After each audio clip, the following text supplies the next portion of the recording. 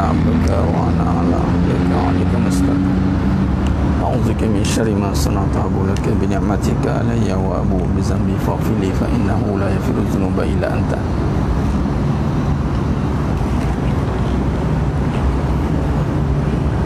الله العظيم الذي لا إله إلا أنت وأنا عبدك وأنا أعوذ بك من شر ما صنعت أبو لك بنعمتك علي وأبو إلا أنت.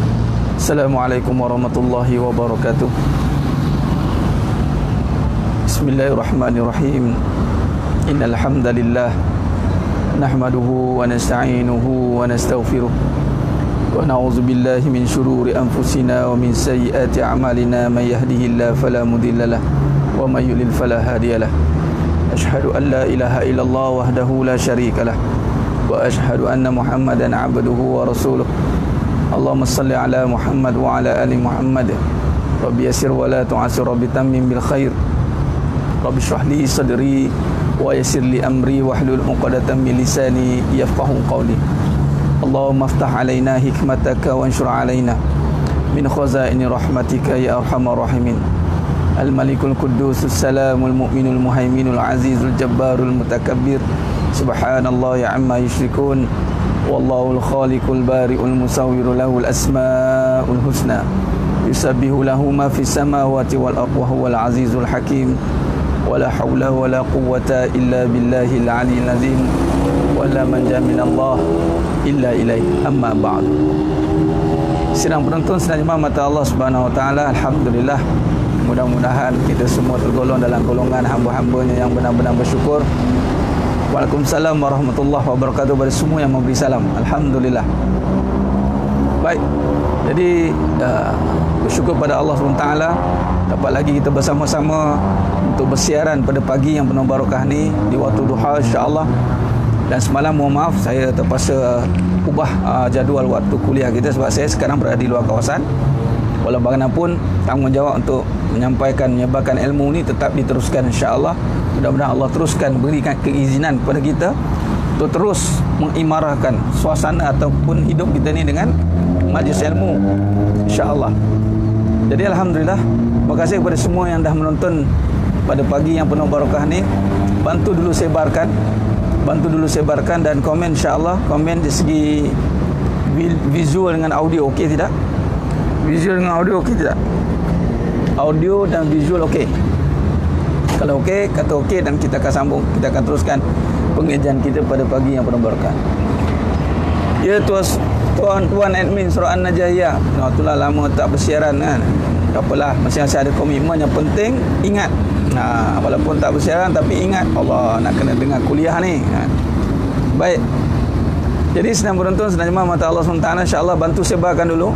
Kita panggil kawan-kawan kita, sahabat-sahabat kita, sahabat-sahabat kita semua untuk sama-sama mengikuti pengajian kita pada pagi yang penuh barakah ni. Terima kasih Tuan Aswad. Semua okey? Alhamdulillah. Syukur Allah bagi okey semua. Walaupun okey sangat, alhamdulillah, syukur. Alah, berada di luar kawasan ni bimbang dengan keadaan coverage ke ataupun visual ke. Dah okey. Baik, alhamdulillah. Dah breakfast semua, dah pukul 10 dah, patut dah breakfast dah. Baik. Jadi pertama mari kita perbetulkan niat kita untuk kita sama-sama menuntut ilmu kerana Allah Subhanahu Wa Taala. Edit dengan ceramah baguslah. Bila kita edit dengan amalan ni baguslah. Kita ketagih dengan amalan. Baguslah. Baik, yang pertama kita perbetulkan niat kita kerana Allah SWT. Perbetulkan niat kita kerana Allah SWT ni, kata guru saya Al-Fadil Ustaz Ustama Abu Latif, pengetua saya dulu, setiap hari dia akan ingatkan kita tentang niat. Selalu ingatkan pelajar-pelajar ni tentang perbetulkan niat. Dan ini memang menjadi pokok perkara asas dalam syarah kita Arba'in 40 hadis, yang mana yang pertama sekali yang disentuh disyarahkan itu adalah inna amalu binniyat wa inna likulli imri ma nawa. Niat akan menentukan apa yang kita dapat, kata Nabi SAW. Jadi niat kalau tak betul, buatlah macam mana pun tak jadi betul. Sebab tu kadang-kadang orang penat buat, ustaz saya penat ustaz, saya penat ustaz, saya penat buat sebab niat dia. Okey, niat tu, niat tu, niat itu. Sebab buat belum tentu apa kita dapat, tapi niat menentukan apa yang kita dapat. Itu kata Nabi SAW. Jadi setiap masa, setiap hari, setiap keadaan perbetulkan niat, bukan perbetulkan fikiran. Mari kita perbetulkan fikiran. Fikiran ni datang apabila niat kita betul. Kalau niat kita betul, fikiran kita akan betul, insya-Allah. Dia panggil husnuzan, sangka baik. Itu point dia. Niat itu berkenaan dengan apa pula? Hati, jiwa. Allah, panjanglah cerita bab niat.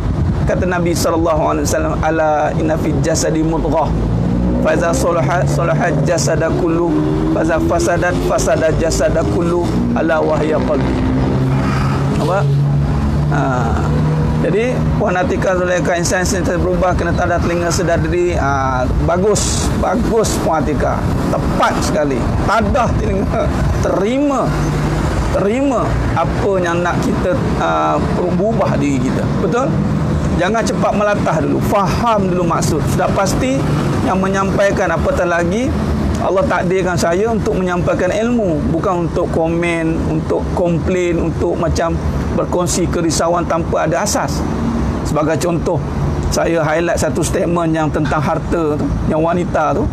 Masih ada lagi, walaupun tak ramai, walaupun ada yang nasihatkan saya, ustaz tak payah layan lah golongan-golongan begitu, tapi saya bertanggungjawab atas statement yang saya lontarkan. Saya tulis, wanita alasan nak berharta sekadar tak nak susahkan suaminya di dunia, atau tak nak susahkan suami, ataupun tak nak susah sebab suami, tetapi hakikatnya susahkan suami di sana. Patut fahamlah statement saya tu. Fahamlah statement itu, fahamkan. Sebab keluar tu daripada seseorang yang mengajar. Bukannya tiba-tiba saya upload kosong. Ingat, apa saja yang saya upload itu bukan sekadar kosong. Tak ada istilah saja-saja upload, tak ada. Dan begitu juga dengan sidang jemaah mata Allah SWT. Bila kita nak lontarkan sesuatu pendapat dan pandangan ataupun apa saja yang kita nak katakan, pastikan datang dari kefahaman. Jangan tak faham cakap. Hati-hati. Tu jadi luar huru-hara tu. Huru-hara tu. Ni orang tak faham dia cakap, dia lontar. Sebab tu Nabi kata falakul khair au liyasmut, katanya. Nampak? Jadi bila tak tahan nak dengar, jadi dia melatah. Habis ustaz, tak payah kerja lah, kena berhentilah. Apa ustaz ni mengarut, katanya. Apalah ni mengarut? Saya minta maaf lah. Masuk rumah saya, cakap tak tentu hala. Saya, siapa yang baca komen-komen saya tu faham lah kan. Awak tak faham, tak tahu, bertanyalah, belajarlah, ya, belajar, belajar. Tak ada istilah saya sampaikan berdasarkan pandangan dan pendapat peribadi. Tak ada. Wallahi tak ada. Ini semua datang daripada kajian dalam sebuah kehidupan tentang perkara-perkara yang kita terlepas pandang. Terutamanya saya highlightkan perbahasan yang menghalang niat kita untuk betul itu adalah fitnah. Kenapa susah kita nak perbetulkan niat? Why? Kerana ada halangan. Apakah halangan yang sentiasa niat kita ni ustaz berubah-ubah? Dunia. Bila kita niat kerana Allah, betul tidak? Macam isteri-isteri nak bekerja, semua niat kerana Allah. Niat nak tolong suami lah, nak tolong mak ayah lah. Adakah niat tu betul-betul kerana Allah? Dengan pakaiannya, dengan auratnya, dengan masanya, kadang-kadang tak jaga. Itu bukan kerana Allah. Kalau kerana Allah, dia akan jaga semua perkara, haramnya, halalnya. Lepas tu tak merungutnya. Kalau dia seorang wanita bekerja, balik rumah tanggungjawab dengan suami masih ada. Mana boleh merungut? Mana boleh cakap, abang saya dah bekerja, saya abang patut kena faham. Suami pula nak kena faham isteri bekerja. Sebab isteri dah tolong bayar banyak benda. Ada seorang sahabat tu post kat saya, jemaah kita lah, ustaz tolong komen. Ada seorang ustaz ni cerita tentang pandangan dia lah, suami kena beralah lah dengan wanita yang dah bayar banyak perkara, balik rumah penat-penat, jangan nak suruh-suruh, biar dia berehat dulu. Nampak tak? Saya nak bagi satu pandangan bahawa Kalau kita bahaskan balik tentang kedudukan wanita di sisi agama, itu adalah di sisi suaminya. Memang keadaan suaminya tak mampu mencari nafkah sempurna, dibantu oleh isterinya. Adakah dengan bantuan isteri itu boleh menggugurkan tanggungjawab? Nampak? Inilah hikmah, inilah perlukan kefahaman. Bukan kata, kena tengok ayat Quran, tengok ayat Quran. Ada orang tu cakap copy paste ayat Quran. Ayat Quran bukan copy paste. Guru saya cakap, ayat Quran bukan copy paste. Ayat Quran itu membezakan hak dan batil. Ayat Quran membezakan hak dan batil. Ya Tuan Syahrizki, ya betul-betul. Antum menyampul kat saya. Jadi memang kalau dari sudut dari segi fikih ni betul. Ni saya jawablah secara live, nak komen panjang. Memang secara fikih ni betul. Lagi satu dari sudut mahar, mas kahwin, duit isteri, hak isteri tu sentuh bab mahar kan. Ijma' ulama' mengatakan mahar atau mas kahwin, kalau berapa amountnya, katalah mas kahwin sekarang RM9,999.99 ataupun RM99,999.99. Kalau suami ni nak bagi RM99,000 dekat isteri, kalau dia tak bagi, hutang kepada isteri, sebab dah jadi duit isteri. Tapi syarahnya adalah duit daripada suami bagi pada isteri. Duit isteri. Itu permulaan syarahnya. Kedua, duit isteri yang dapat daripada harta pusaka ataupun harta keturunan. Yang jenis telajak berata ni, keturunan bangsawan ke, mewarisi tahta harta keturunan dia, atau sebelum kahwin dia dah ada harta.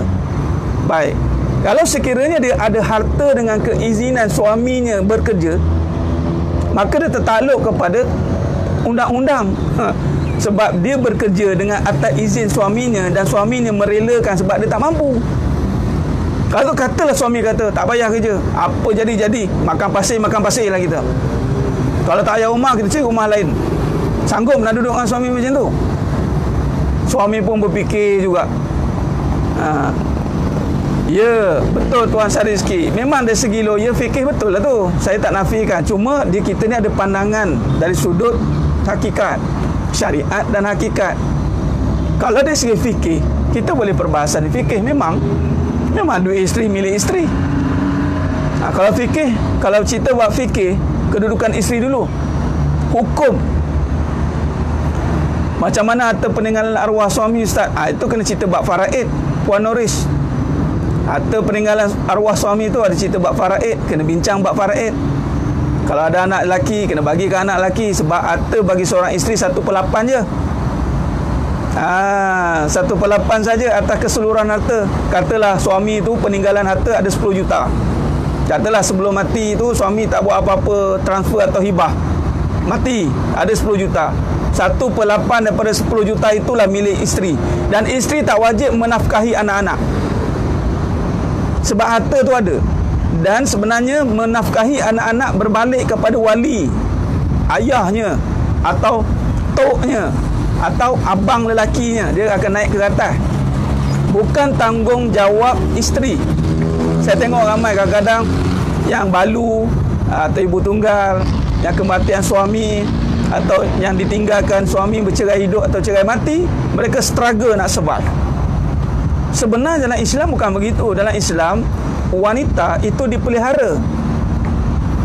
Sebab itu kalau tengok kepada Sayyidina Umar Khattab radhiyallahu an, ketika dijumpakan oleh orang Yahudi daripada Mesir, nak jumpa Sayyidina Umar Khattab radhiyallahu an, ketika ditanya, siapakah bodyguard kamu, siapakah yang menjaga kamu?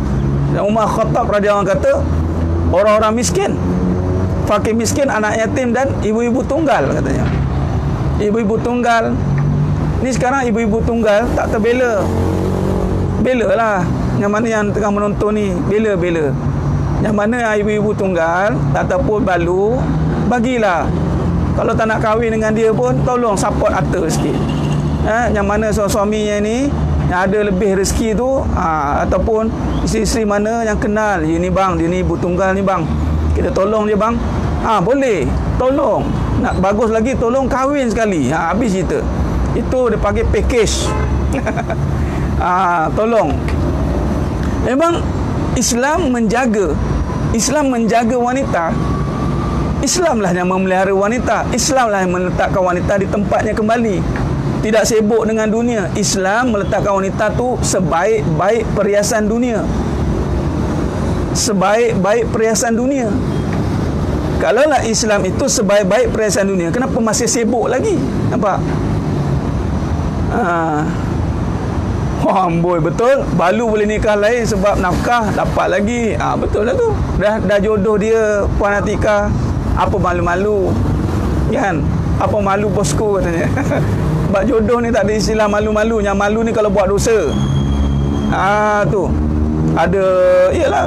Dah kahwin, dah meninggal suami, mungkin dah berumur nak kahwin lagi. Apa masalah malu? Halal kan?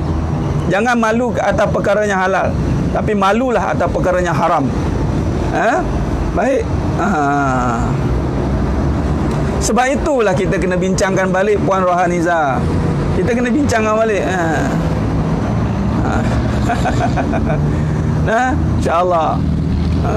Tolong bagi kita semangat. Boleh Tuan Azman, saya akan sentiasa support semua golongan lelaki dalam ni. Teruskan membantu golongan balu-balu ini.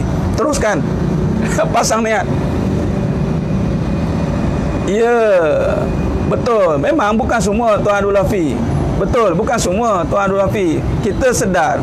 Memang bila sebut wanita, kita bukan kata semua wanita. Bila saya tulis alasan wanita, maknanya sebahagian lah. Lain lah kalau saya tulis semua wanita, tu lain. Tak boleh. Dalam Islam tidak boleh generalism. Tak boleh pukul rata, tak boleh. Sebab tu sebahagian. Kata Nabi, kebanyakan wanita. Kan Nabi kata dalam hadis, kebanyakan wanita di dalam neraka. Bukan semua. Tak semua.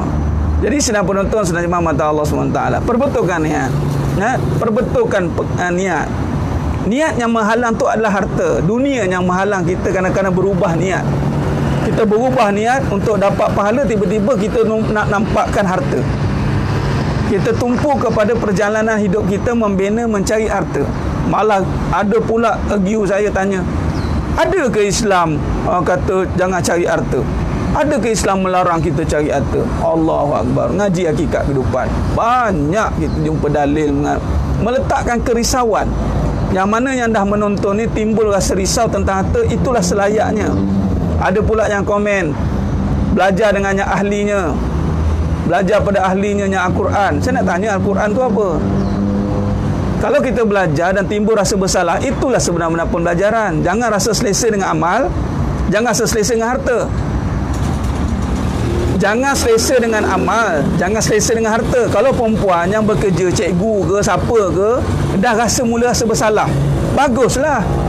Ini yang payah ni, buat muka tak bersalah tu, tak reti muka, malah marah pula tu. Ni ustaz mana ni, ustaz mana ni, tiba-tiba nak cakap harta tak boleh. Siapa kata harta tak boleh? Saya cakap harta tu fitnah. Saya bawa apa yang Nabi cakap. Nampak? Tak nak bantu beruat, tak apa. Betul Puan Umar Arif, tak semua ibu tunggal perlukan harta. Betul. Tapi maksudnya tolonglah ambil cakna sikit, tanya sikit. Tolonglah. Tak nak bagi tolong harta, bagi kata-kata semangat, mendoakan. Nampak? Jangan selesa dengan amal, jangan selesa dengan harta. Ini orientasi. Sebab Nabi SAW cukup risau dengan umatnya didedahkan dengan perhiasan dunia. Kita dah sentuhkan hadis ini depan dulu, tentang realiti kehidupan masa sekarang. Jadi sidang jemaah mata Allah SWT, jadi kena faham, jangan selesa, jangan seronok sangat dengan harta ni. Sebab ramai akan mati dengan harta, kata Imam Hasan Al-Basri. Nampak? Nak tolong kahwin ibu tanya, ada harta je, ibu tunggal susah tak mau tolong. Tu dia, ini lelaki buaya darat dia panggil. Buaya darat. Nak cari yang berharta, sama lah tu, menggila juga. Nampak? InsyaAllah boleh. Kita niatkan. Baik, berbalik tadi, perbetulkan niat. Sebab PKP tu yang risau. Tak apa. Kalau ada rasa berhati-hati tu tak apa Puan Noris. Kalau rasa berhati-hati tak apa. Saya nak tanya, ada tak anak kecil? Puan Noris, ada tak anak kecil atau anak yatim? yang bawah 12 tahun. Ataupun yang bawah yang belum akil balik, yang belum boleh survive. Kalau ada anak yatim, mata tu kena jaga. Sebab ini pun satu bab, Puan Noris, bagus timbulkan persoalan tu. Sebab perempuan ni, isteri ni, dia ingat dia nak sara anak-anak. Memang sara anak-anak, tapi kena pastikan pertama, kalau anak-anak tu dah mampu survive, dia tak perlu dah disara sebenarnya, kecuali kalau ada anak perempuan. Anak lelaki dia dah boleh survival. Anak lelaki bukan sara sampai besar panjang dah, berjanggut dah, nak kena sara lagi. Patut anak lelaki yang sara balik mak ayah. Patutnya. Dia anak perempuan. Anak perempuan. Baik, anak perempuan kena sara. Sara pula bukannya isteri, walinya. Waris, siapa waris, cari balik. Okey, kalau ada anak yatim, kena hati-hati. Sebab ibu sekarang, walaupun kita ada anak, tapi status dia anak yatim. Anak yatim. Nampak? Jadi bila anak yatim, maka kena hati-hati. Ada harta bahagian yang tidak boleh diambil atas nanti. Tentu cepat-cepat kena selesaikan. Ustaz ni bukan masalah harta ni. Kalau suami pun tak beri nafkah, perlu ke berhenti kerja? Dah masalah harta lah tu, Anggun. Semuanya tentang harta. Kalau kata perlu kerja, kerjalah. Betul kalau niat tu, kan saya dah tulis. Kalau niat nak tolong, tak nak berhenti sebab suami tak beri nafkah, kerja je lah. Dah boleh jadi dah. Lepas tu sedekah dia, abang, ini gaji saya, abang ambil lah bang, saya bayar kereta, saya bayar rumah, saya bayar, semua siap dengan set kelengkapan jenazah abang sekali saya dah siapkan dah. Ni set kelengkapan jenazah abang, khairat kematian abang saya dah bayar dah semua. Tunggu mati je, kan? Cakap macam tu, cakap elok-elok. Ini tak puas hati. Kerja tak puas hati, tak puas hati. Ini tugas suami. Ni awak ada duit ni. Ini tugas suami. Tugas suami. Dah keluar niat tak betul. Bila niat tak betul, sia-sialah amalan tu. Baik tak payah kerja, baik tak cari harta, duduk rumah. Buat salah, tak buat salah, apa masalah? Buat salah, tak buat salah, kan tak kerja, tak dapat harta pula ustaz. Had nafkah, kerjalah. Dah nak sangat. Gitu. Kalau waris tak peduli, pedulikanlah. Puan Noris, kalau waris tak peduli, pedulikanlah. Tapi inilah dia. Hati-hatilah banyak ni. Ini kisah-kisah ni, hati-hati. Orang perempuan ni tetap berada di bawah penjagaan sebenarnya. Waris-waris, ingat, jangan sibuk nak ambil harta je. Jangan sibuk dah fikir harta. Kadang-kadang ni mati suami dah sibuk dah. Tolonglah. Inilah yang berlaku. Kalau semua orang ambil peranan mempraktiskan agama, mempraktiskan ketakutan pada Allah, selesai masalah. Selesai. Macam ustaz tu cakap lah, nak layan isteri kena takut Allah. Memang. Jadi kalau takut Allah, yang hak tetap hak, yang batil tetap batil. Kalau isteri tu gaji 1 juta sekalipun, seorang suami yang takut Allah kena tegur lah. Janganlah takut kerana dia banyak bayar kita diam. Mana boleh. Nampak? Jadi sedang penonton, sedang jemaah mata Allah SWT. Ibu-ibu yang mana ada status anak yatim, barakallah, Allahu Akbar. Saya tabik. Sebab apa? Siapa yang memelihara anak yatim, kata Nabi Mahfum hadis, dia menjadi jiranku di syurga. Dengan Nabi macam ni. Jadi suami-suami yang dekat luar sana, peliharalah anak yatim. Kalau nak bagus, pelihara maknya sekali. Kalau tak mampu pelihara maknya, anak ambil combo pack, tak ada masalah. Sidang penonton, sedang jemaah mata Allah SWT. Ya, benar. Hidup ni kena bagi kefahaman. Ni ahli, minta maaf cakap, saya kena highlightkan saya ahli dalam bidang apa. Bukan nak kata, tapi kena highlightkan supaya yang menonton, yang mendengar jelas. Bukan sebarang-barang, oh saya ahli dalam semua bidang, saya ahli dalam Quran. Saya tak berani. Al-Quran ni luas. Walaupun saya berguru dengan guru yang ahli Quran. Ahli Quran, ahlu Quran. Tapi kita tak boleh klaim. Cuma kita Allah takdirkan diberi tanggungjawab dan amanah untuk kaji kehidupan, mengajar bidang yang telah diizinkan mengajar. Apa dia? Kehidupan. Dengan 4 kaedah soft tu. Diizinkan almarhum Dato' Abu Hasan Din Al-Hafiz. diizinkan dengan Tuan Guru Ashabul Samaha Mufti Kelantan, Mufti Selangor. Yang paling penting mendapat izin pada mak ayah tu wali besar tu. Ibu is watching. Ibu is watching. Tengok mengapu cakap kamu ni, ibu ada sixth sense. Macam Imam Syafi'i rahimahullah, mak dia. Yang mamen.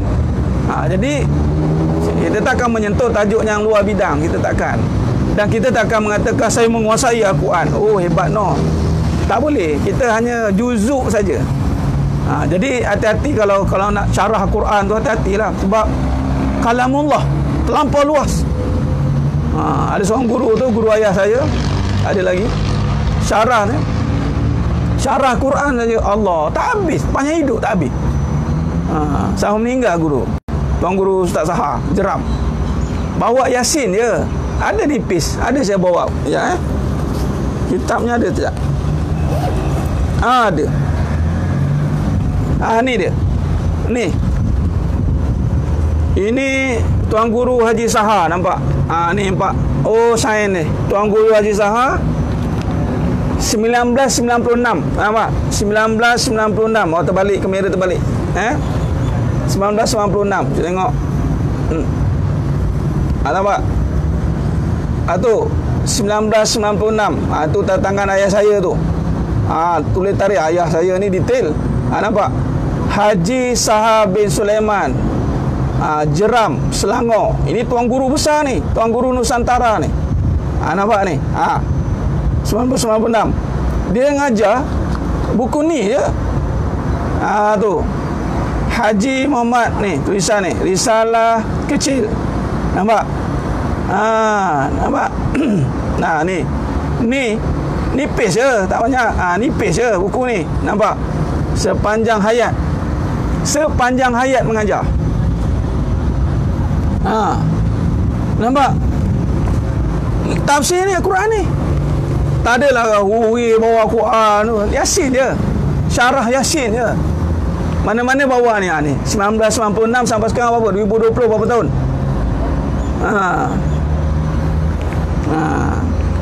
Nampak? Nampak? Kitab lama je. Ni tulisan tangan ni. Tulisan tangan. Tulis tangan sendiri.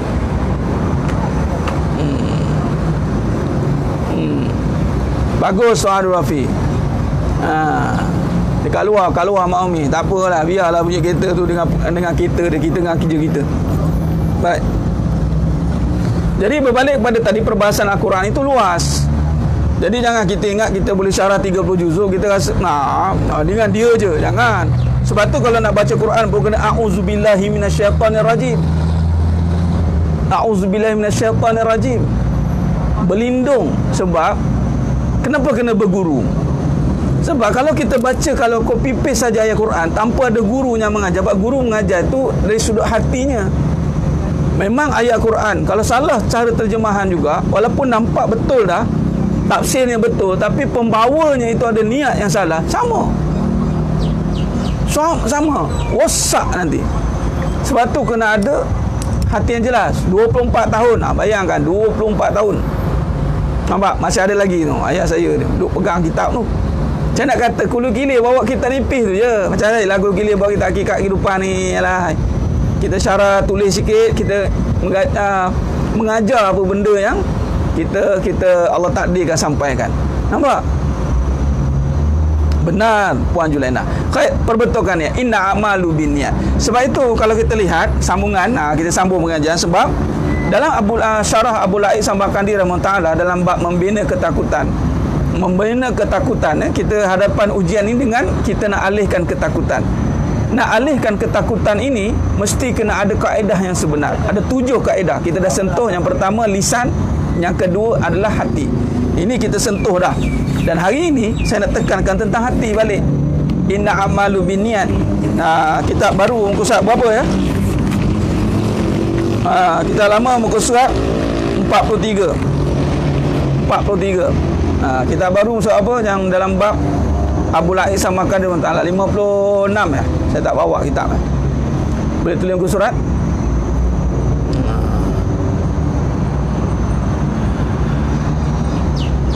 Baik. Ya.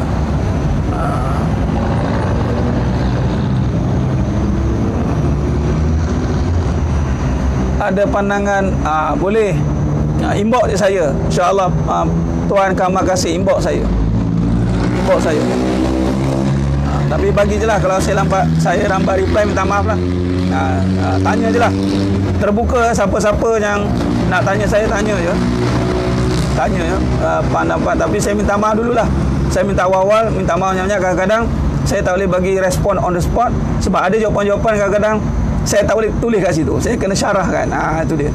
Kadang-kadang saya sentuh dalam kuliah lah. Tapi baguslah, tulis saja apa saja permasalahan tentang kehidupan, kekeliruan, tolong inbox bagi tahu. Saya akan cuba huraikan dalam kuliah ataupun saya jawab direct. Baik. Jadi sidang jemaah mata Allah SWT, muka 56. Khair. Jadi berbalik kepada perbincangan itu tadi. Dalam kehidupan ini, instrumen ataupun alat utama, tunjang utama itu adalah niat. Apakah yang menghalang niat? Itu tujuan kita tidak jelas. Itu yang menghalang niat. Sebab niat berkaitan dengan tujuan, qasad, tujuan. Bila tujuan kita itu tidak kerana Allah, ghairillah, sebut kerana Allah, sebut, tetapi hati tidak. Ada sekolah-sekolah kenakan bayar untuk anak yatim. Dia bukan kata tak boleh kenakan, tapi janganlah bebankan. Sebab ada anak yatim yang ada kemampuan, tak apalah. Cuma rugilah dia. Rugilah tak nak ambil peluang untuk bagi kemudahan ke anak yatim. Free je patutnya, kan? Baik. Jadi sedang menonton jemaah mata Allah SWT. Sedang jemaah mata Allah SWT. Sekolah Ustaz Ahmad Ustaz Nizam. Itu free kan sekolah tu. Tak silap saya. Baik, sedang penonton sedang jemaah mata Allah SWT. Khair. Baik, nak bina ketakutan. Ingat, ujian ini adalah tentang ketakutan. Ketakutan tentang apa? Tentang perkara yang kita tidak jelas sebenarnya. Allah uji kita perkara yang kita takut tentang apa? Takut tentang perkara-perkara yang kita tidak jelas, tentang rezeki, tentang kasih sayang, tentang kekuatan, tentang kematian, tentang perkara yang gaib tu, masa depan. Bila tentang masa depan dijawab dengan iman. Bila kita takut dengan perkara yang tidak jelas, jadi jawab dengan iman. Iman jawab dengan hati. Hati itu dimulakan dengan memahami tentang Allah. Itu dia. Jadi sedang sembah mata Allah SWT. Jadi dalam ini kita Abu Lais Samarkandi rahmatullah menjelaskan bahawa membersihkan tu, mengeluarkan hati daripada perkara-perkara mazmumah. Sebab tu saya tekankan tentang dunia.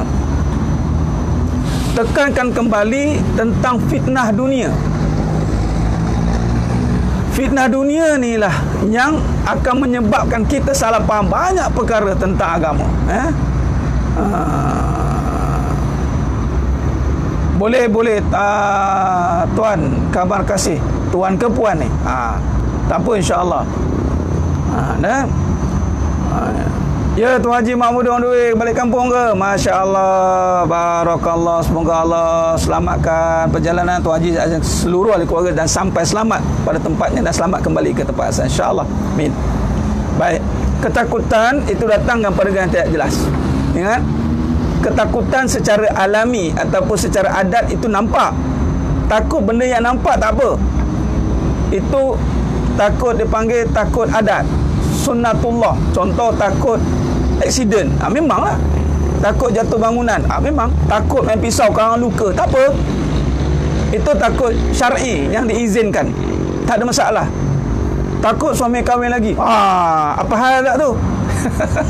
Saya nampak ustaz, suami yang kahwin lagi ni semua tak guna, tak adil. Itu perangai. Memanglah nampak kerosakan depan mata, takut kerana nampak benda tu, tapi kena perbetulkan balik sebab dia melibatkan perkara yang akan datang. Kasih sayang. Nampak? Tuan, okey Tuan Kamal Kasih. Baik Tuan. Jadi Tuan tu tapi nama Kamal Kasih luar biasa ni. Tak apa Tuan. Inbox je saya, insya-Allah. Nanti kalau perlu nombor saya bagi nombor, insya-Allah. Don't worry. Boleh. Siapa nak nombor boleh, tapi minta personal lah. Saya takkan buat secara ni. Okey? Baik. Jadi sedang penonton sedang imam mata Allah SWT. Highway Karak jam ustaz. Yalah. Orang pakai nak balik. Ya? Mudah-mudahan. Baik.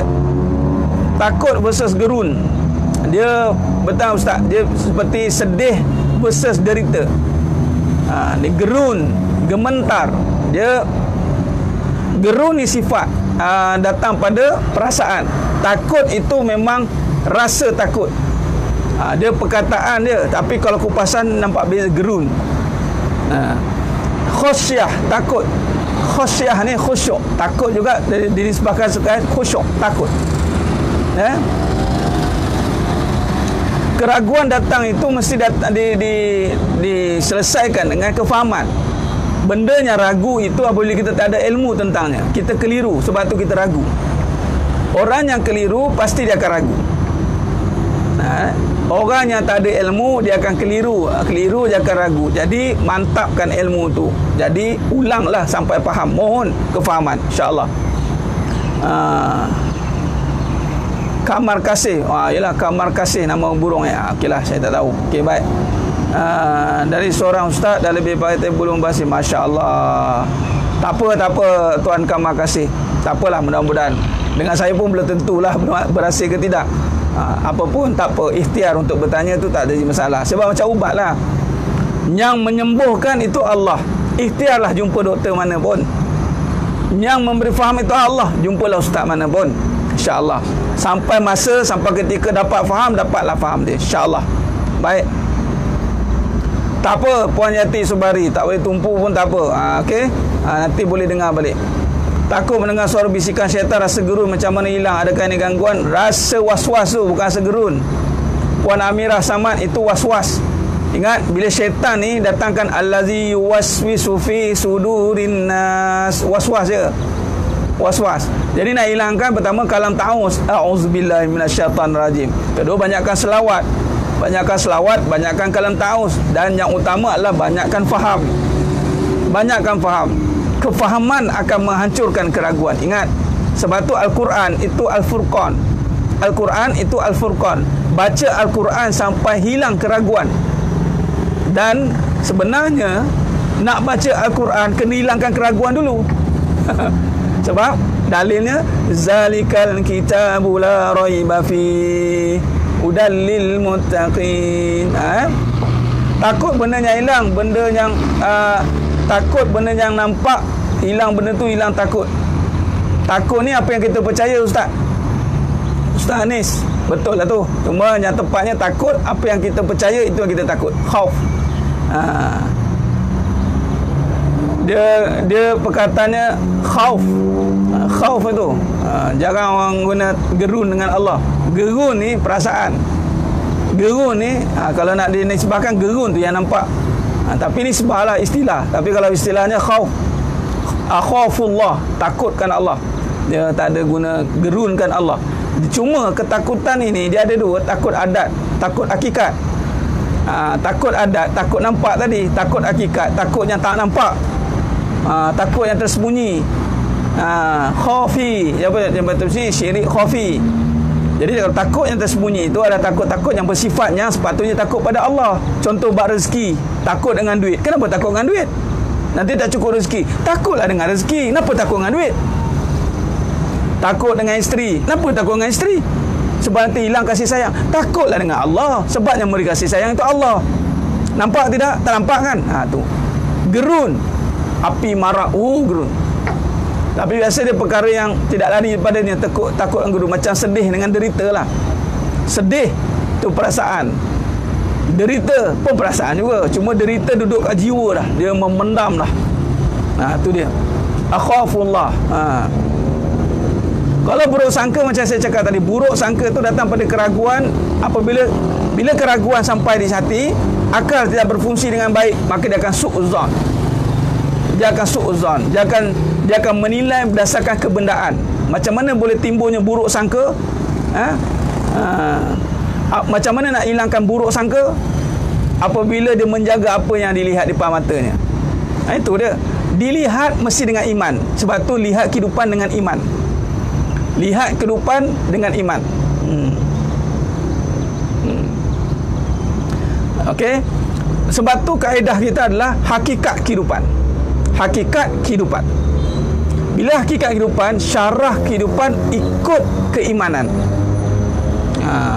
Dan ini pengajian Al-Quran sebenarnya. Cuma saya tak tulis pengajian Al-Quran. Sebab orang ingat Al-Quran itu mushaf je. Al-Quran itu adalah kehidupan. Nabi SAW khuluqul Quran, bergerak, Al-Quran bergerak. Jadi takut tadi, kalau kita bersumberkan Al-Quran, maka ketakutan kita ketakutan yang benar, yang jitu. Kalau takut kasih sayang hilang, jaga apa yang Allah suruh. Kalau takut rezeki hilang, jaga ketaatan Allah. Kalau takut kekuatan kita hilang, jaga kemurkaan Allah. Nah, itu nama ittaqullah. Ittaqullah, takutkan Allah. Itu betul. Nah, baik, bila kita takut, maka bagaimana kita nak bergerak ke depan? Tuan Tengku Putra Ilmi, itulah kata harap. Bila dah sempurna ketakutan, barulah kita mengharapkan. Bila contoh tadi saya explain terus tentang rajak. Contoh, kita takut dengan kasih sayang, takut hilang, maka harapkanlah dengan ketaatan. Kita takut rezeki ni, alang-alang takut, biar takut sungguhlah. Siapa takut tak ada rezeki? Saya, Ustaz. Tapi rezeki tetap ada. Tapi bagaimana ketakutan tu boleh datang, Ustaz? Kerana tiada pengharapan kepada Allah. Rajak tak ada. Macam mana nak harap pada Allah? Macam mana nak harap pada Allah? Ketaatan. Ketaatan. Kalau benar-benar dia isteri yang takut pada Allah, mesti jaga ketaatan. Kalau benar-benar dia suami yang takut pada Allah, dia mesti jaga ketaatan. Ketaatan itu adalah pengharapan kita kepada Allah SWT. Walaupun kita dosa menggunung langit, kita takut dengan Allah. Ya Allah, aku takut dengan Kau, ya Allah. Takut. Ya? Takut suami kahwin lagi, tapi tak takut suami mati. Nah, ini nak takut adat. Takut yang hanya pada keadaan saja. Takut adat. Malah takut adat ni menjadi takut hakikat bagi dia. Kerana isu kahwin lagi adalah isu kasih sayang. Isu mati. Contoh, bukan kata takut kahwin lagi. Dia ni nakkan isteri dia, suami dia jadi baik, tapi marah-marah, bentak-bentak. Saya nak abang jadi baik, saya nak gini. Kalau nak jadi baik, itu Allahnya bagi. Maka kenapa dia tak nak minta dengan Allah dengan mengharap diri dia jadi baik? Tunjukkan pada Allah Ta'ala bahawa dia isteri yang baik, bukan tunjuk pada suami. Ini kadang-kadang tunjuk pada suami dengan marah-marah. Saya dah penat dah abang. Itu namanya mabuk ketum dipanggil. Mabuk ketum. Itulah kata Ibrahim Adham, waliullah, seorang ulama besar kisah para awliya. Dia kata apa antara kalamnya? Aku hairan dengan manusia ini ketika berbicara soal takutkan neraka, tapi dia pergi ke arahnya. Ketika berbicara soal nakkan syurga, tapi langkahnya ke neraka. Dia begitu. Aku hairan lah. Dah kata Imam Hasan Basri pun sama. Dah kata Sayyidina Ali bin Abi Talib karamallahu wajhah pun sama. Aku hairan dengan manusia ni. Itu nama mabuk ketum. Takut Allah. Contoh, orang kata saya takut Allah, Ustaz, sebab tu saya tak kahwin lagi. La ilaha illallah. Cakap betul-betul, jangan nipu. Kalau takut Allah bukan soal tak beramal, takut Allah lagi banyak beramal. Nampak? Baik. Jadi sedang penonton sedang jemaah mata Allah SWT.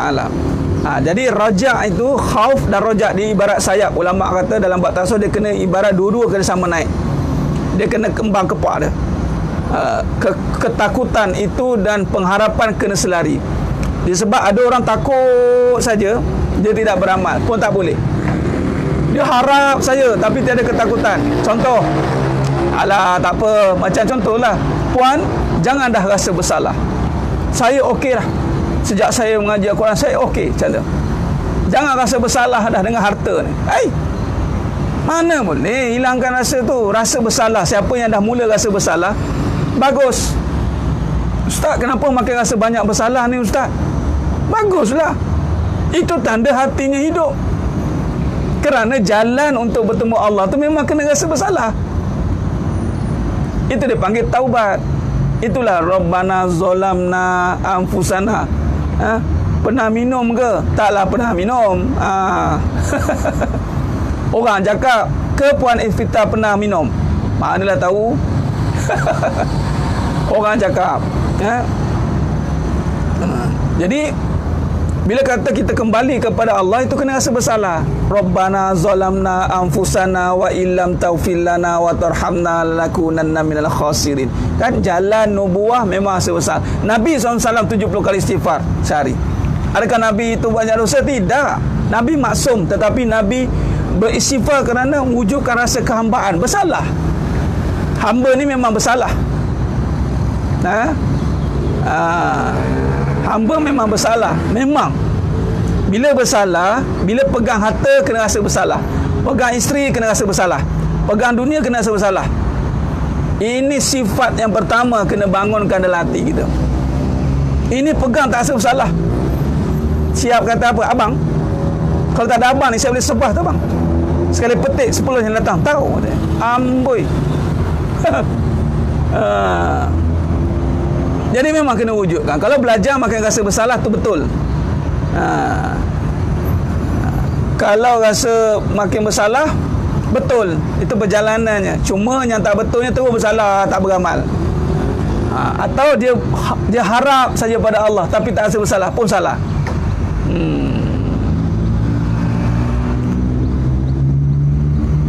Benar tuan, benar. Ya Ustaz, betul Ustaz Anis. Kita memang mulut kata takut, semua orang kata takut. Sebab tu diuji dengan kesusahan. Allah akan uji, adakah dia benar-benar takut Allah? Tidak. Sebab tu datangnya kesusahan. Bila kesusahan, kalau kita sedar kesusahan itu bahawa dari Allah, inna lillahi wa inna ilaihi raji'un, maka kita akan betulkan perangai kita. Sebab semua yang berlaku ni ada kesan daripada sikap kita. Asy-Syura ayat 30. Kerana dirimu, Allah kata, musibah yang berlaku kebanyakannya daripada tanganmu sendiri. Sebab tu Nabi Adam AS meletakkan Rabbana zalamna, aku menzalimi diriku sendiri. Kenapa Nabi Adam AS tak menyalahkan iblis? Kenapa Nabi Adam AS tak menyalahkan Siti Hawa? Sedangkan kalau ikut riwayat Siti Hawa, jangan main. Ni kita dah sentuh dah bab ni kan. Semua dalam bab ni, bab hati ni. Maka penjelasannya begitu. Sifat orang beriman ini, dia tidak akan menyalah. Ciri antara ahli neraka dia suka menyalah. Sebab tu nanti bila masuk dalam neraka, dan satu riwayat mengatakan kita akan menyalahkan iblis. Engkau lah punca aku dalam neraka. Iblis bagi rubah. Iblis kata apa? Kamu sendiri, aku bagi penasihat, aku konsultan saja, aku menawarkan saja, kamu yang buat pilihan nantinya. Lepas tu dia bye-bye, tanggunglah atas perbuatan kamu sendiri. Menganga kita time tu. Di neraka saling salah menyalah. Orang yang akan dimasukkan ke neraka, dia akan tuntut menuntut. Dia suka salah menyalah. Yelah, orang nak kena hukum, dia nak kena hukum, dia sibuk kaitkan orang kan. Ni suami saya lah ni, tak didik ni. Tarik suami. Ni dia lah ni, tarik kawan. Sebab dia nak dihukum, dia tak ada amalan, dia sibuk cari amalan orang. Dia kalau dia itu seorang ahli syurga, dia tak perlu mengharapkan amalan orang, dia tak perlu menuntut. Contoh macam orang selalu cakap, kita jumpa dekat padang mahsyar. Amboi, ingat apa? Padang mahsyar tu ingat macam dunia kat Malaysia ni ke? Senang nak cari, ada nombor, ada panggil 311, nombor 311. Ya ada. Dia akan selesai kat dunia. Dia tak akan tuntut pun. Tak apalah, aku halal lah dunia akhirat. Tu katanya aku halal tu. Dia tak ada simpan dalam hati dia. Tak ada. Nampak? Jadi dia selesai kat dunia. Orang berhutang dia lansaikan. Dia tak nak tuntut. Sebab orang ahli syurga, dia tak fikir dah keliling. Dia fikir masuk syurga. Nampak? Benar Puan Norris, kita sering lihat salah orang. Hakikatnya yang ditanya salah kita pada orang, bukan salah orang pada kita. Hakikatnya yang ditanya adalah salah kita pada orang. Walaupunlah kita duduk dengan isteri kita yang banyak salah, tapi yang ditanya oleh Allah, salah suami itu apa? Allah. Nampak? Nampak tidak? Salah suami, walaupun isteri tu salah, ya Allah banyak ni salahnya, Allah tetap tanya, salah kamu apa? Seorang isteri mengadu tentang salah suaminya, ya Rabbi, hak rok kafe. Cakap saja apa dosa suami dia tak buat. Cakap, bagi tahu, listkan. Boleh buat tesis PhD lagi. Tetapi malang sekali. Yang ditanya adalah salah isteri itu apa? Allah tanya nanti, apa yang kamu buat di saat aku datangkan suami yang macam ini? Adakah kamu sabar atau kamu menentang dengan kekufuran? Dua je. Nampak? Tak sibuk dengan salah orang lain. Tak sibuk. Benar, tanggungjawab suami itu berat. Ya, banyaknya salah, bagus. Dan menyampai dengan rasa bersalah, bukan rasa betul pun. Saya tak pernah. Kita kena begitu.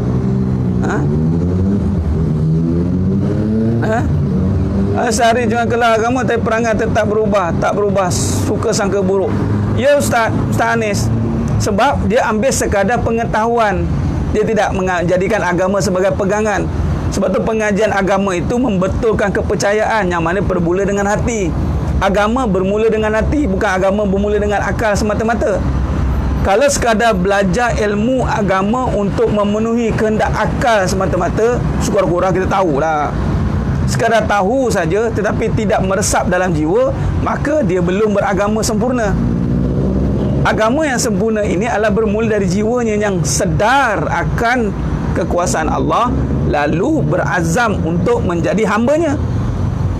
Lalu menuntutlah dia ilmu untuk melaksanakan tuntutan-tuntutan. Contoh belajar bab hukum. Hukum-hukum yang dia belajar untuk dirinya atau saya nak melaksanakan hukum Allah, bukan belajar bab hukum nak menghukum orang. Nah, sebab tu permulaan ataupun ulama syarahkan 3. Dia tanya pada Datuk Syukri Mufti Kelantan. 3 cabang: akidah, akhlak, syariat. Mula sekali akidah, usuluddin, asas agama. Kenapa bermula dengan akidah? Sebab hati kena selesai dulu. Iblis hati tak selesai, sebab tu jadi iblis. Dia ada ilmu pengetahuan, tapi dia tiada ilmu keimanan. Tak ada. Apa jadi pada iblis? Sekarang ni lah, sibuk berkata buruk, sangka buruk kan. Ya Ustaz kan, sangka buruk. Iblis walaupun dia ada masalah dengan Nabi Adam AS, tapi dia punya sangka buruk sampai ke kita dia kena kan. Dia kata apa? Aku akan sesatkan cucu cicit anak Adam ni. Qala fa bi izzatik la ughwiyannahum ajmain illa ibadaka minhumul mukhlasin. Nampak? Iblis dia punya sangka buruk dekat keturunan Nabi Adam AS ni sampai ke sudah.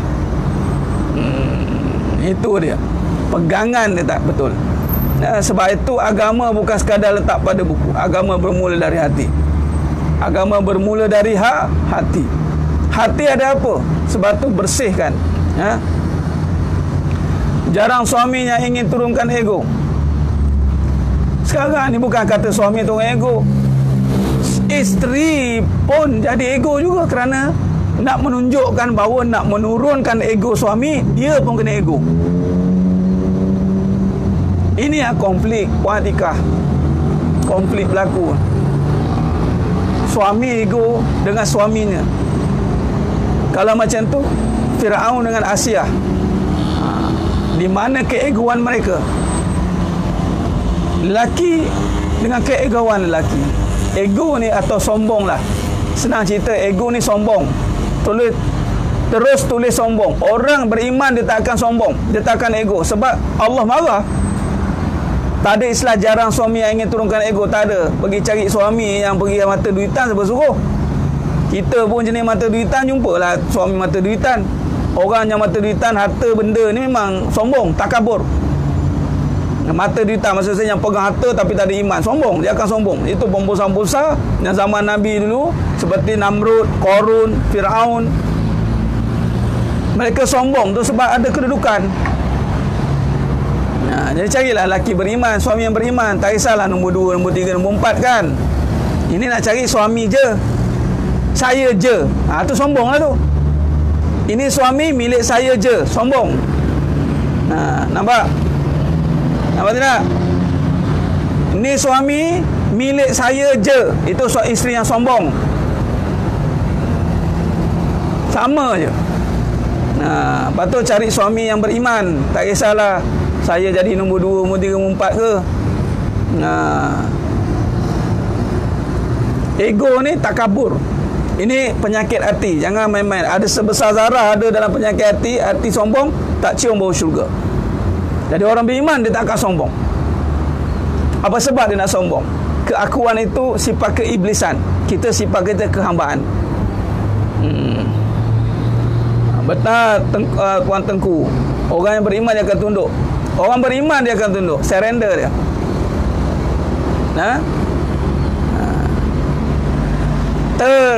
Betul Tuan Azman, sayang. Tak sengaja sayang. Tak sengaja sayang. Apa yang kita nak bagi orang menzalim orang lain dan menghantar benda ni yang tak elok sehingga menyebab seorang itu meninggal kerana tidak berpuas hati dengan harta pusaka orang tua. Pertama, bagus Tuan Abdul Rahim, bagus soalan tu. Apa yang kita nak katakan dekat orang yang hantar buat perkara jahat ni? Okey. Ini melibatkan ujian kan? Katakanlah innalillahi wa inna ilaihi rajiun. Kepada Allah lah manusia ni datang, kepada Allah lah manusia itu dikembalikan. Yang orang jahat tu dia datang pada Allah dan dia akan dikembalikan pada Allah. Dia akan ditanya atas perbuatan dia nanti. Jadi berlapang dada, memaafkan, maka lihatlah mudarat itu datang daripada Allah, maka kembalikan semua kepada Allah, maka hati kita akan lapang. Walaupun perbuatan dia itu begitu dahsyat sekali, tapi di saat kita diuji dengan perbuatan begitu, maka kembalikan kepada Allah. Inna lillah. Itulah kita kena kata. Itu siapa aja? Allah aja. Tak payah kata pelik-pelik lah. Tak teruk lah orang ni, dia ni, ini keturunan iblis, munafik apa. Jangan. Nabi kata apa? Kata yang baik-baik atau diam. Kita kadang-kadang terlepas dalam pandangan yang utama. Dalam kita nak membetulkan keadaan, kita nak mengajar berdakwah, kita lupa nak kata yang baik. Kata yang baik ni kata kebenaran, bukan kata lembut. Lembut, kebenaran, tegas, apa saja yang membawa pada kebaikan dan kesedaran, itulah kebaikan, itulah hikmah. Tapi kalau kita bercakap tidak dengan kebenaran, tak puas hati, nak kutuk, jangan cakap, diam. Innalillah je, diam saja. Baik sedang penonton, sedang jemaah mata Allah Subhanahu wa taala. Baik. Puan Noris Firas, memang suami dan isteri kena sama-sama cari ilmu kebenaran, tapi tak semuanya begitu. Jadi soalannya adalah persoalannya adalah sesiapa yang dipilih Allah Taala untuk memahami tentang kebenaran, maka dialah yang mendapat keuntungan. Jangan takut. Tak ada istilah dua-dua sebenarnya. Kalau dua-dua tu baguslah. Contoh macam kita sihat. Apabila kita sihat, insya-Allah kita tak takut dengan sekeliling sihat kan? Macam sekarang keluar makan sebab sihat kan? Tapi kalau sakit nak jumpa orang sihat pun takut. Jadi pandangannya begitu ya. Jadi sedang penonton, sedang jemaah mata Allah SWT. Baik. Betul Ustaz, tapi syaitan selalu masuk. Syaitan menghasut bagi hati yang ragu. Itu kerja dia. Mak Umi, kerja syaitan memang menghasut. Memang dia dah daftar dah, dia dah punch card, dia dah dia panggil endorse dah. Aku kerja menghasut. Kerja seorang hamba Allah janganlah terhasut. Lalu didiklah hati. Didik hati. Nampak? Jadi sedang penonton, sedang jemaah mata Allah SWT. Demi masa semua faham. Betul. Semua bila kita letak keimanan, dia tidak akan ada kerugian. Tak ada istilah kerugian. Baik, sedang penonton, sedang jemaah mata Allah SWT.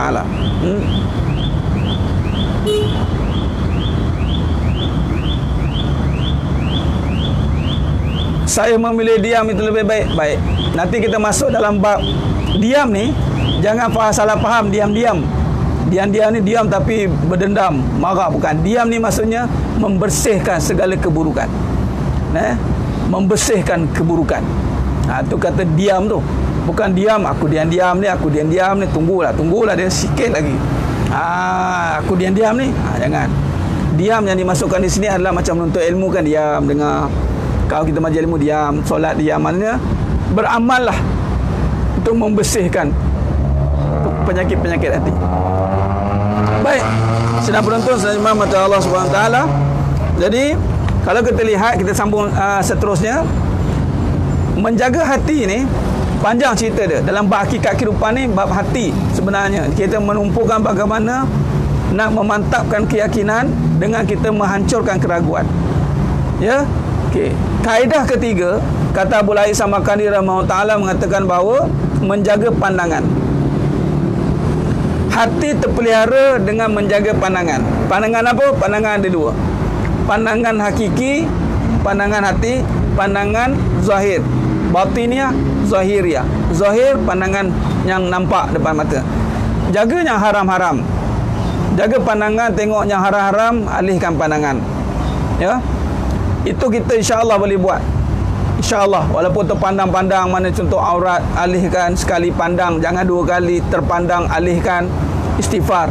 Tapi pandangan yang bahaya ni pandangan tersembunyi. Apa pandangan tersembunyi? Yang ini kata Nabi SAW, memandang pada yang haram, maka Allah akan penuhi matanya dengan neraka. Kata Abu Laith Samarkandi rahimahullah ta'ala, pandangan itu yang haram itu juga adalah memandang, ni tengok ni, memandang dunia dengan penuh kecintaan. Kita berhenti kat sini, kita sambung malam ni nanti insya-Allah. Memandang dunia dengan penuh kecintaan, ini pandangan yang dosa, jangan main-main. Macam mana tu Ustaz pandang dunia dengan penuh kecintaan? Dia melihat dunia, contoh harta, sebagai satu perkara yang menyeronokkan dia. Malah marah siapa sentuh pak harta. Malah dia melihat satu kekaguman, kalau tak ada harta ni, payah ni, marah. Tengok dunia dengan penuh. Kalaulah ni dapat rumah kecil, tengok rumah besar, seronoknya rumah ni, seronoknya, nampak. Dia mula melihat dunia dengan kecintaan, bercinta. Asyik nak nampak, nak tengok je ada depan mata. Jangan main-main. Ni kita sentuh dah bab cinta dunia kan. Tapi ni pandangan. Jangan kita nak bahas bab pandangan dengan dunia ni. Melihat kesusahan dengan kesedihan, melihat kesenangan dengan keseronokan. Hati-hati. Seronoknya. Hati-hati. Pandangan macam ni pandangan yang membawa pada dosa. Kerana apa? Dia mewujudkan bunga-bunga untuk bercinta dengan dunia. Sebab tu harta ni jangan pandang suka-suka. Jangan, pandanglah dengan kerisauan. Payahlah nak cerita bab ni kan. Asal cerita je kena kena tentang. Kena tentang lah. Tapi alhamdulillah yang menonton ni baguslah. Jadilah ejen kebenaran, sebarkan kebenaran. Kita biar pegang harta tapi memandangnya dengan kerisauan. Kerisauan ni pandang, bukan risau pandang harta, risau habis. Itu tak boleh, itu kecintaan. Ya? Jadi sedang penonton, sedang mata Allah SWT. Baik, untuk yang ketiga, keempat ni kita akan sentuh dalam perbincangan kita pada malam yang penuh barakah insya-Allah. Okey. Alhamdulillah. Ni nak jaga hati ni. Kita berbincang tentang bagaimana nak alihkan ketakutan. Kita sedang bincang apa? Bagaimana jaga hati agar tidak berbalik-balik. Maka kita lihat pada doa Nabi. Pertama dengan doa, iaitu minta pada tolong pada Allah Ta'ala. Sebab hati milik Allah, Tuan. Tetapkan hati pada pemiliknya. Ya Allah, aku tak pandai jaga hati, tolong jaga hati aku. Tu dia. Kalau kita cakap dengan cara kefahaman lah. Cakap dengan cara macam tu. Ya Allah, ini hati milik Engkau, ya Allah, aku tak mampu nak jaga. Memang hati Allah jaga. Dan tak ada alasan kalau hati kalau Allah jaga. Apa alasan? Tak ada alasan lah Allah jaga. Allah jaga kan sempurna. Jangan serahkan hati pada dunia. Itu dia. Kefahaman. Jangan serahkan hati kita pada dunia. Jangan.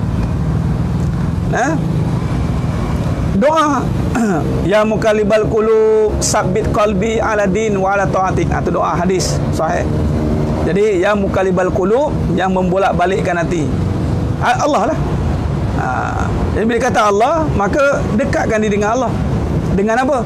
Ya mukallibal qulub sabbit qalbi ala din wa ala taatik. Sabbit qalbi ala din wa ala taatik. Tetapkan di hatiku pada din, agama dan ketaatan. Kalau kita tetapkan pada agama dan ketaatan, Allah akan tetapkan hati kita. InsyaAllah Allah akan tetapkan hati kita. Benar Tuan Khairul Aswad, tak mampu. Jantung mu tak boleh nak kawal, apatah lagi yang gaib. hati ni, jiwa ni gaib, tak mampu. Jadi kita serahkan kepada pemiliknya, Allah Azza wa Jalla. Nah, dengan cara kita duduk pada agama dan ketaatan, Allah akan jaga hati kita. Wa mal hayatud dunya illa mata'ul ghurur. Benar tu Tuan Abdul Wafi. Kesenangan yang menipu. Ada super bike pun kesenangan yang menipu. Ni Tuan Abdul Wafi ni ada super bike ni, saya nampak ni. Siapa dalam ni ada motor besar, boleh inbox saya, kita buat kuliah bikers.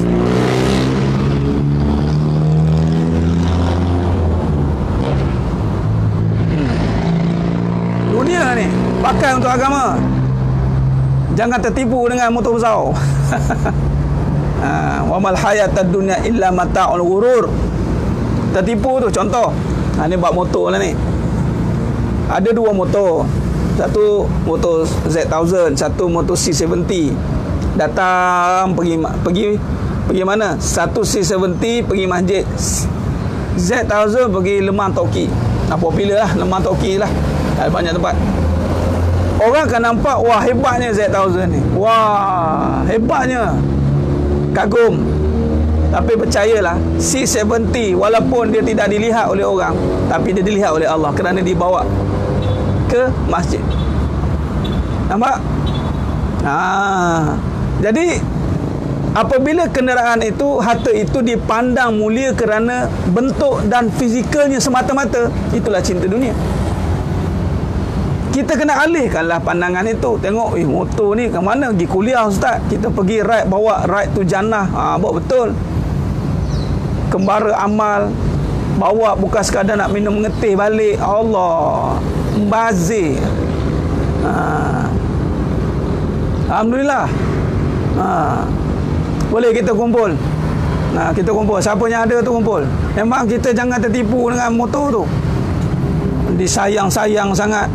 Dijaga rapi, diselubung, tapi tak dapat apa. Motor je besar, pahala kecil. Tu dia. Motor je besar, pahala kecil. Buat apa? Biar motor kecil, pahala besar. Tapi kalau motor besar, pahala besar, lagi bagus.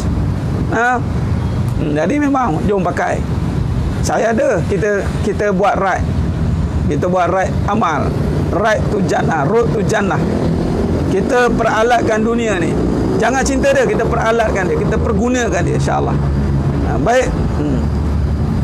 Inbox saya. Baik, itu saja. Terima kasih banyak.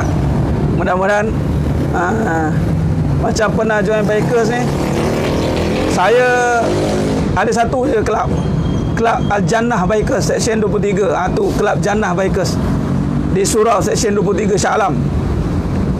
Saya dah pakai daripada tahun 2014 lagi. Bawa pergi kuliah je. Tak ada gimana. Basikal pun basikal lah puan. Yang penting boleh bawa kita ke syurga. Baik, insya-Allah.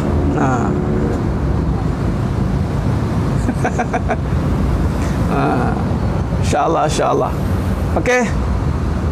Mudah-mudahan Allah berkati kita semua, insya-Allah. Terima kasih kepada semua yang terus setia dan istiqamah dalam menuntut ilmu kajian hakikat kehidupan. Jangan biarkan hidup dalam keraguan, insya-Allah. Malam ni ada kuliah. Nak ride bukan race.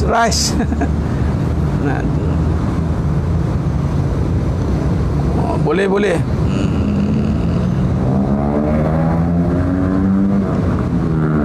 Malam ni ada kuliah macam biasa, insya-Allah. Kita ketemu malam ni, insya-Allah. Kita ketemu malam ni. Terima kasih banyak. Mohon maaf.